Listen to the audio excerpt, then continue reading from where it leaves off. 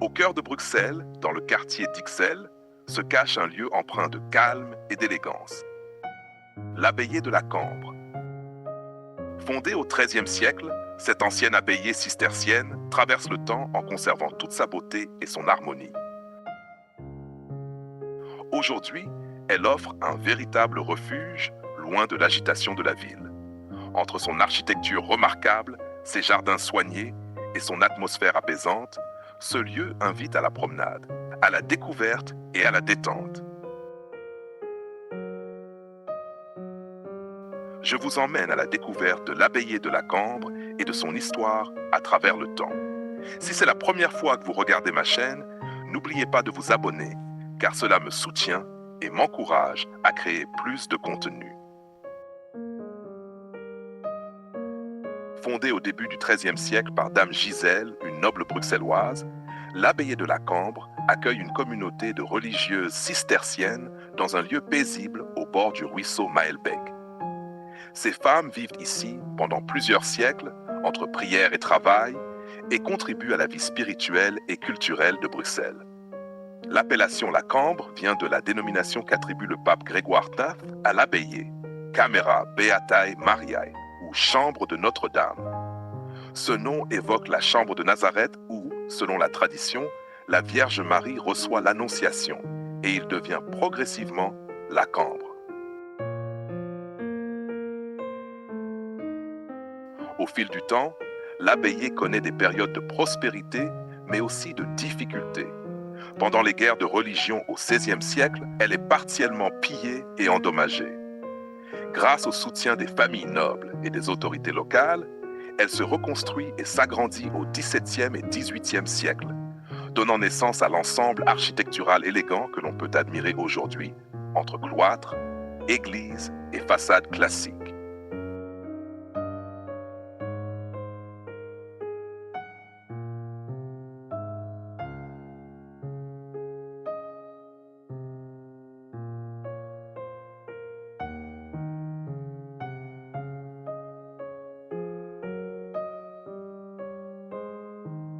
L'intérieur de l'abbaye est tout aussi remarquable.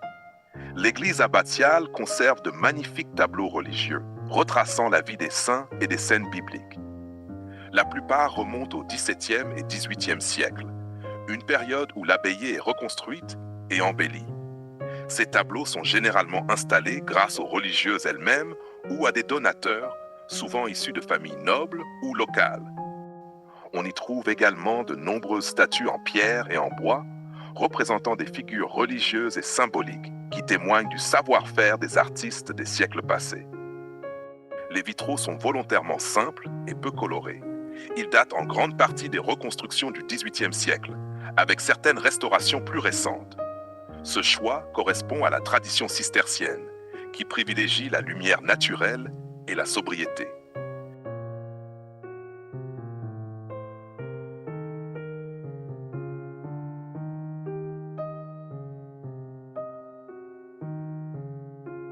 On peut également observer des éléments décoratifs comme des mosaïques et des ornements ajoutés au fil du temps. Ils restent discrets et s'intègrent dans l'ensemble architectural sans dominer l'espace.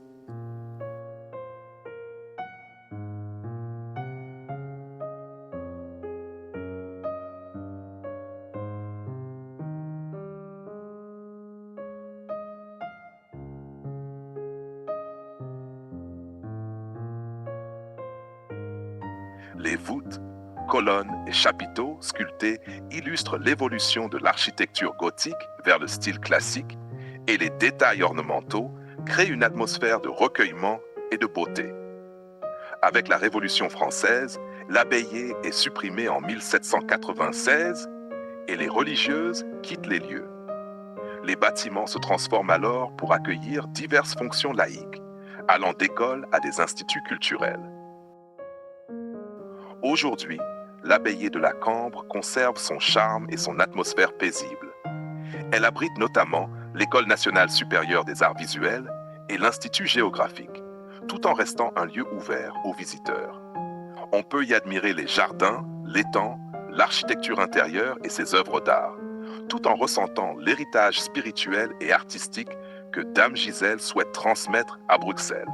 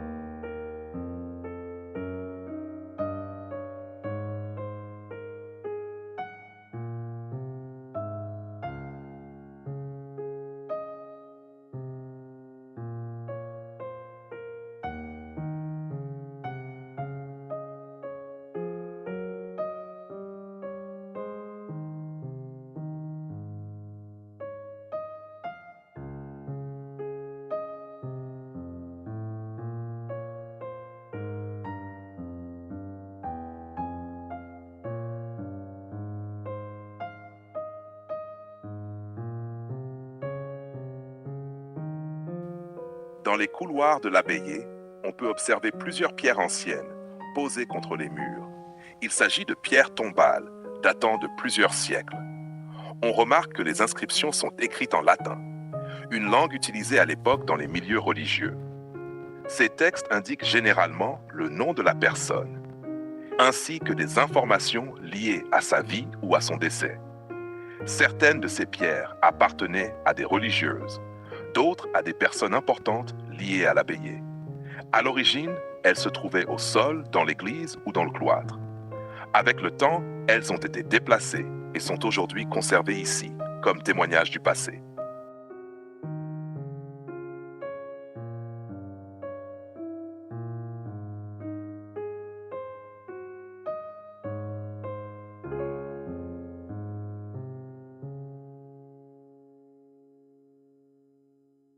On peut également voir deux tableaux, l'un pour la chapelle Saint-Boniface, un religieux qui a passé sa vie à l'abbaye de la Cambre et y est mort, et l'autre pour le préau du cloître que nous découvrons ensuite.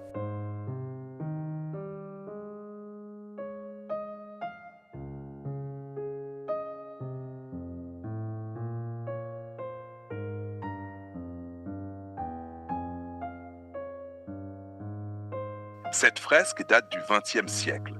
Elle est réalisée lors de la restauration de l'abbaye, après les destructions subies à la fin du XVIIIe siècle. À cette époque, une grande partie du décor d'origine a disparu. Il devient donc nécessaire de recréer certains éléments pour redonner à l'Église son identité religieuse. Cette fresque s'inscrit dans cette démarche. Elle accompagne la réhabilitation du lieu et le retour des activités religieuses. Elle fait partie des œuvres ajoutées pour restituer une atmosphère spirituelle adaptée à l'époque moderne.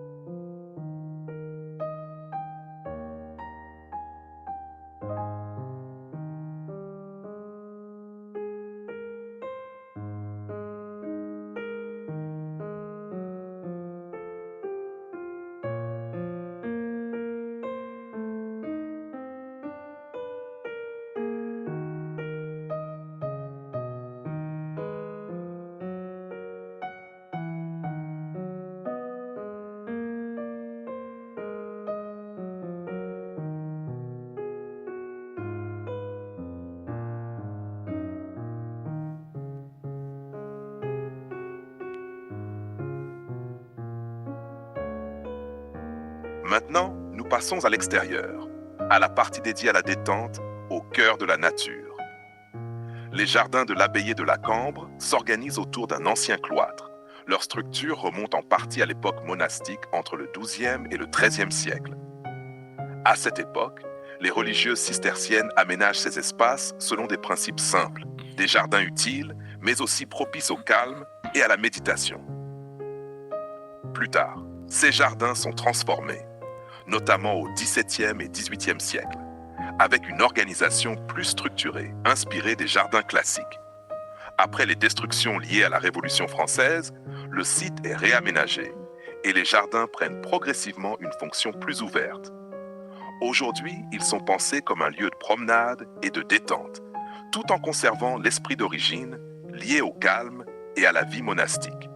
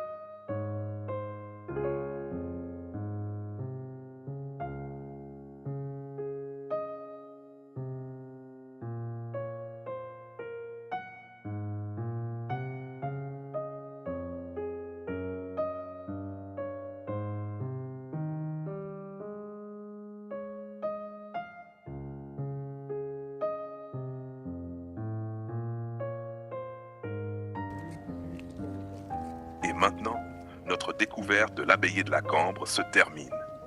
En parcourant ces jardins paisibles, son étang scintillant et ses intérieurs chargés d'histoire, on ressent encore la présence des religieuses, des artistes et des générations qui ont façonné ce lieu. Chaque pierre, chaque tableau et chaque statue raconte une histoire, et l'atmosphère tranquille de l'abbaye nous invite à la réflexion et à l'admiration. Même après des siècles, ce lieu reste un symbole de patrimoine, d'art et de spiritualité, ouvert à tous ceux qui souhaitent le découvrir. Merci d'avoir voyagé avec moi à travers le temps et l'histoire de la Cambre. Continuez à explorer, à admirer et à vous laisser inspirer par ces lieux uniques.